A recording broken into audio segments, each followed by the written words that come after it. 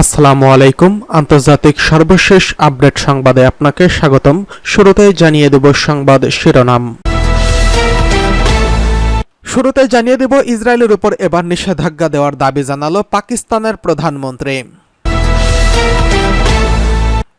জানিয়ে দেব তাইওয়ান প্রণালীতে এই প্রথম যুদ্ধ জাহাজ পাঠালো জাপান। এদিকে হিজবুল্লাহর বিরুদ্ধে পূর্ণ শক্তি দিয়ে যুদ্ধের নির্দেশ দিচ্ছে নেতানিয়াহু। অন্যদিকে এইলাদ বন্দরে ড্রোন দিয়ে হামলা চালালো ইরাকি প্রতিরোধ যোদ্ধারা, ইসরায়েলি বর্বরতার কঠোর প্রতিশোধ। জানিয়ে দেব হিজবুল্লাহ এখনও নিজেকে নিয়ন্ত্রণ করছে, দেরি হওয়ার আগেই ব্যবস্থা নেওয়ার আহ্বান জানিয়েছে ইরান। সর্বশেষ জানিয়ে দেব জাতিসংঘের নিরাপত্তা পরিষদে লেবাননের প্রধানমন্ত্রীর অনুরোধ। এতক্ষণ শুনছিলেন সংবাদ শিরোনাম, এবারে বিস্তারিত। ইসরায়েলের উপর নিষেধাজ্ঞার দাবি জানালো পাকিস্তানের প্রধানমন্ত্রী। পাকিস্তানের প্রধানমন্ত্রী শাহবাজ শরীফ ইসরায়েলের উপর নিষেধাজ্ঞা আরোপের জোরালো দাবি জানিয়েছে। বুধবার জাতিসংঘের নিরাপত্তা পরিষদের কাছে তিনি এই দাবি তোলেন বলে জানিয়েছে পাকিস্তানের সংবাদ মাধ্যম জিও নিউজ। জাতিসংঘের সাধারণ পরিষদের অধিবেশনে শান্তি ও নেতৃত্বের শীর্ষক আলোচনা সভায় ভাষণ দেওয়ার সময় তিনি এই দাবি জানান। শাহবাজ শরীফ তার বক্তব্যে বলেন, ইসরায়েল গাজায় গণহত্যা ও লেবাননে বোমা হামলা বন্ধ করতে এখনই পদক্ষেপ নিতে হবে। তিনি জানান, ইসরায়েলের উপর বাণিজ্য সহ অন্যান্য নিষেধাজ্ঞা আরোপের সময় এসেছে। ইসরায়েলের আক্রমণাত্মক কর্মকাণ্ড বন্ধ করা না গেলে ভবিষ্যৎ আরও অন্ধকারে নিমজ্জিত হবে বলে তিনি সতর্ক করেন। পাকিস্তানের প্রধানমন্ত্রী আরও জানান, জাতিসংঘের নিরাপত্তা পরিষদকে জম্মু কাশ্মীরের জনগণের মৌলিক অধিকার নিশ্চিত করার জন্য অবিলম্বে পদক্ষেপ নিতে হবে। তিনি উল্লেখ করেন, কাশ্মীরের জনগণ দীর্ঘদিন ধরে অবহেলিত অধিকার পুনঃপ্রতিষ্ঠা করা বিশ্ব শান্তির জন্য অত্যন্ত গুরুত্বপূর্ণ। শাহবাজ শরীফ আরও বলেন, আমরা যে প্যাক্ট ফর ফিউচার চুক্তির অনুমোদন দিয়েছি সেটি রক্ষা করা আমাদের সবার দায়িত্ব। তিনি উল্লেখ করেন, এই চুক্তি অনুযায়ী দায়িত্ব পালনে ব্যর্থ হলে পুরো বিশ্ব অন্ধকারে ভবিষ্যতের মুখোমুখি হবেন। এদিকে তাইওয়ান প্রণালীতে এই প্রথম যুদ্ধ জাহাজ পাঠালো জাপান। তাইওয়ান প্রণালীতে প্রথমবারের মতো যুদ্ধ জাহাজ পাঠিয়েছে জাপান। গতকাল বুধবার দেশটির মেরিটাইম সেলফ ডিফেন্স ফোর্সের একটি যুদ্ধ জাহাজ তাইওয়ান প্রণালী অতিক্রম করে। জাপানের মিডিয়া জানিয়েছে, তাইওয়ান প্রণালীতে টহল দেওয়ার জন্য একটি যুদ্ধ জাহাজ পাঠানো হয়েছে। চীন দাবি করে এটা তাদের এলাকা। বিষয়টি চীনের সঙ্গে জাপানের সম্পর্ক আরও শীতল করে দিতে পারে। জাপানের দুইটি দ্বীপের কাছে চীন এয়ারক্রাফট ক্যারিয়ার পাঠানোর পরই জাপান তাইওয়ান প্রণালীতে যুদ্ধ জাহাজ পাঠালো।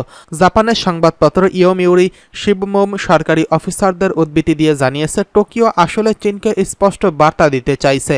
সেজন্য এই প্রথমবারের মতো তাইওয়ান প্রণালীতে একটি যুদ্ধ জাহাজ পাঠালো জাপান। এই একই দিনে চীন জানিয়েছিল, তারা প্রশান্ত মহাসাগর এলাকায় ইন্টারকন্টিনেন্টালে ব্যালিস্টিক মিসাইল পরীক্ষা করছে। বুধবার সকালে জাপানের যুদ্ধ জাহাজ পূর্ব চীন সাগর থেকে যাত্রা শুরু করে। 10 ঘন্টা পরে তা গন্তব্যে পৌঁছায় বলে জানিয়েছে জাপানের সংবাদপত্র। রিপোর্ট অনুসারে জাপানের সঙ্গে ছিল অস্ট্রেলিয়া ও নিউজিল্যান্ডের নৌবাহিনীর জাহাজ। গত সপ্তাহে প্রথমবার চীনের এয়ারক্রাফট ক্যারিয়ারের তাইওয়ানের কাছে জাপানের দুটি দ্বীপের পাশে চলে যায়। তার সঙ্গে ছিল দুটি ডেস্ট্রয়ার। সূত্র উদ্ধৃত করে সংবাদপত্রের রিপোর্টে বলা হয়েছে, জাপানের প্রধানমন্ত্রী ফুমিও কিশিদা এই যুদ্ধ জাহাজকে তাইওয়ান প্রণালীতে যাওয়ার নির্দেশ দেন, কারণ তার মতে জাপানের এলাকায় চীন অনুপ্রবেশ করছে। তার কোনো জবাব না দিলে চীন তার আগ্রাসী মনোভাব দেখাবে। তবে জাপানের প্রতিরক্ষা মন্ত্রণালয় যুদ্ধ জাহাজ পাঠানোর বিষয় নিয়ে কিছু জানায়নি। চীন বরাবর দাবি করছে, তারা তাইওয়ানকে নিজেদের নিয়ন্ত্রণে আনতে চায়। চীনের প্রেসিডেন্ট শি জিনপিং বরাবরই চীন একত্রীকরণের কথা বলছেন। বেইজিং মনে করে তাইওয়ানকে চীনের অংশ। তবে তারা দাবি করে এই প্রণালীতে জলের উপর তাদের অধিকার রয়েছে। তবে মার্কিন যুক্তরাষ্ট্র সহ অনেক দেশের মতই হলো, তাইওয়ান প্রণালীতে টহল দেওয়াটা সাধারণ ঘটনা। জলপথ ব্যবহারের স্বাধীনতা সবার দেশের আছে।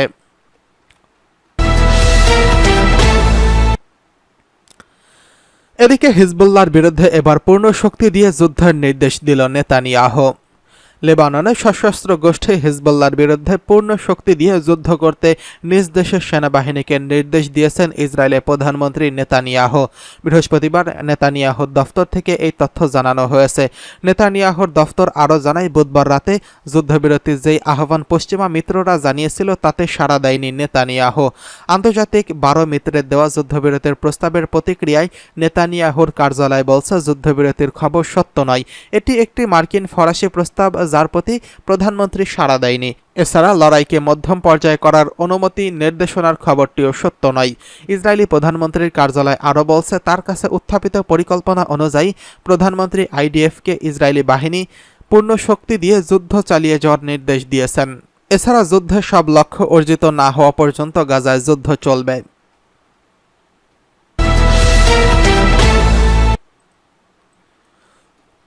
এদিকে আবারও এইলাদ বন্দরে ড্রোন দিয়ে হামলা চালালো ইরাকি প্রতিরোধ যোদ্ধারা, ইসরায়েলি বর্বরতার কঠোর প্রতিশোধ। ইরাকের ইসলামী প্রতিরোধ যোদ্ধারা ইহুদিবাদী ইসরায়েলের এইলাদ বন্দরে ড্রোন দিয়ে হামলা চালিয়েছে। ইহুদিবাদী ইসরায়েল ফিলিস্তিনের অবরুদ্ধ গাজা উপত্যকা এবং লেবাননে যে বর্বরতা চালাচ্ছে তার প্রতিশোধ হিসেবে ইরাকি যোদ্ধারা এই হামলা চালায়। ইরাকি প্রতিরোধ যোদ্ধাদের জোট জানিয়েছে তারা এইলাদ বন্দরের একটি গুরুত্বপূর্ণ স্থাপনায় হামলা চালাতে সক্ষম হয়েছেন। সামাজিক যোগাযোগ মাধ্যমগুলোতে দেখা যায় হামলার পর এইলাদ বন্দর এলাকায় ধোঁয়া উড়ছে। ইহুদিবাদী গণমাধ্যম জানিয়েছে ড্রোন হামলায় 2 জন বসতি স্থাপনকারী আহত হয়েছেন। ইসরায়েলের বর্বর সামরিক বাহিনী দাবি করছে ইরাকি যোদ্ধারা 2টি ড্রোন দিয়ে হামলা চালানোর চেষ্টা করে, তবে একটি ড্রোন আঘাত হানলেও অন্যটি ভূপাতিত করা হয়েছে। দখলদার সেনারা বলছেন ইরাকের হুমকির সম্পর্কে তারা নিবিড়ভাবে পর্যবেক্ষণ করছেন। এ বিষয়ে তথ্য সংগ্রহ করে প্রয়োজনীয় ব্যবস্থা নেওয়া হবে। গতকাল ইরাকি প্রতিরোধ যোদ্ধারা একদিনেই ইহুদিবাদী ইসরায়েলের বিরুদ্ধে 5টি সামরিক অভিযান চালিয়েছে। এর মধ্যে শাপির বিমান ঘাঁটিতে 2টি স্থাপনায় সরাসরি ড্রোন দিয়ে হামলা চালায় তারা। গত 7 অক্টোবর ইহুদিবাদী ইসরায়েল গাজা উপত্যকায় বর্বর আগ্রাসন এবং গণহত্যা শুরু করার পর থেকে এই পর্যন্ত ইরাকি যোদ্ধারা বহুবার ইসরায়েলের বিরুদ্ধে সামরিক অভিযান চালিয়েছেন।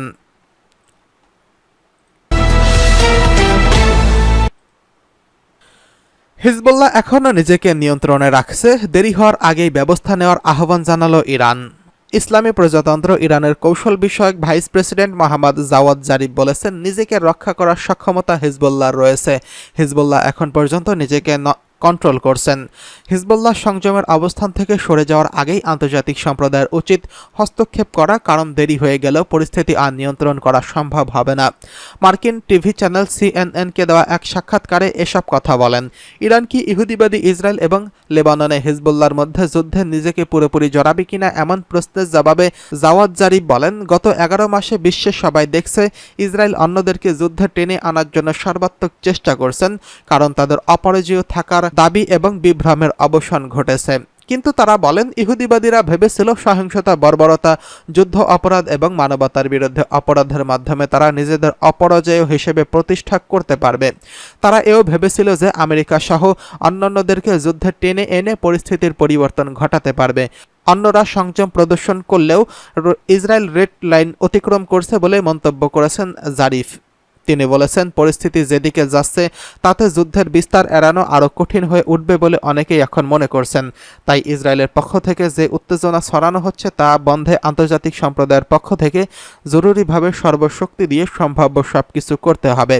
তেহরানে হামাসের শীর্ষ রাজনৈতিক নেতাকে হত্যার পর ইসলামী প্রজাতন্ত্র ইরান পরম সংযম দেখিয়ে বলছে বলে মন্তব্য করছেন ইরানের পররাষ্ট্রমন্ত্রী।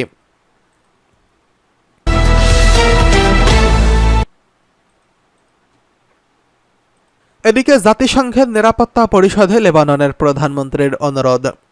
লেবাননে নিরপরাধ জনগণকে বাঁচাতে জাতিসংঘের নিরাপত্তা পরিষদের UNSC সদস্যদের কাছে করজোর অনুরোধ করছেন লেবাননের প্রধানমন্ত্রী নাজিব মিকাতি।